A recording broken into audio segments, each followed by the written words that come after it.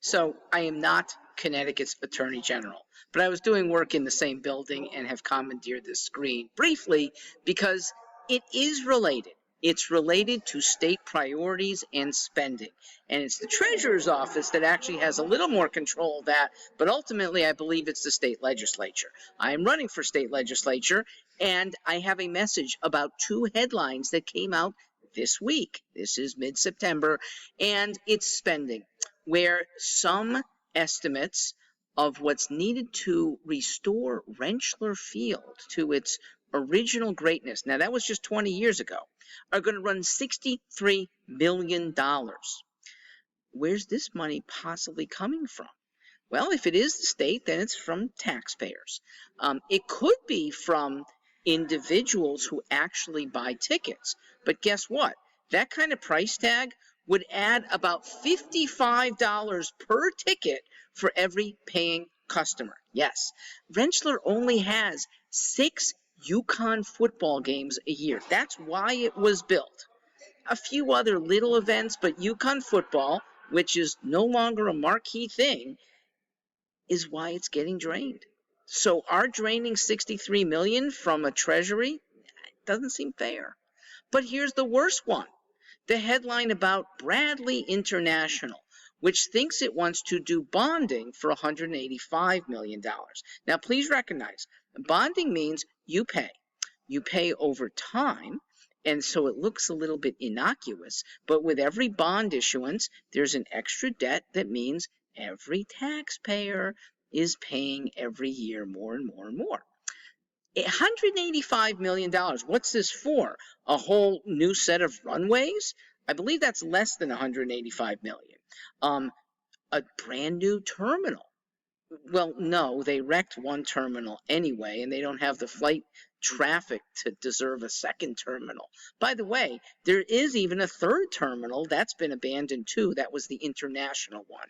So what could we be needing $185 million for? It's to redirect baggage. As if it is so oppressive now to have to take one's bag and put it on a conveyor belt slightly further away from the ticketing counter. It's supposed to alleviate wait times. Okay, I like waiting less, but when the planes are making you delayed in the first place, when TSA is causing a 1-hour difference, a 2-minute delay on your bag placement is nothing.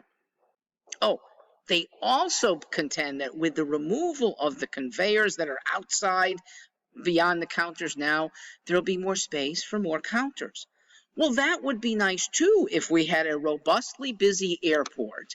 But recognize this, we have a labor shortage, and that's likely to extend. Even now, the counters that are out there are staffed at most 50% because of lack of demand, and even if there is demand, a lack of agents that are able to work these shifts.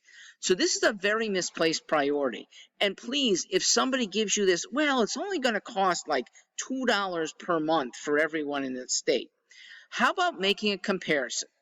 $185 million would allow in Windsor Locks, where Bradley is located, every student entering kindergarten to have a free education for the next 250 years. Okay, that's what $185 million would buy.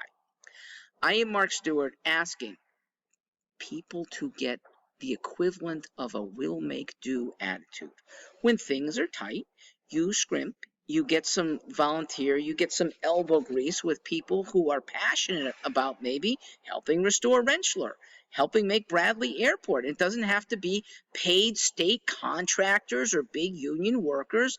We can get things done. My biggest ask there would be let the airlines themselves take care of improvements. Deregulation, which is what was being talked about here and unfortunately denied by our sitting U.S. Senator, doesn't really like deregulation. If more municipalities would let airlines take care of the airport running, and the federal government would let airlines take care of almost all of the traffic issues, we would have what's called competition for ideas, and the better enactments get followed, airline after airline. Passengers benefit this way far better than a command and control with a state that would like to command your money and which we should say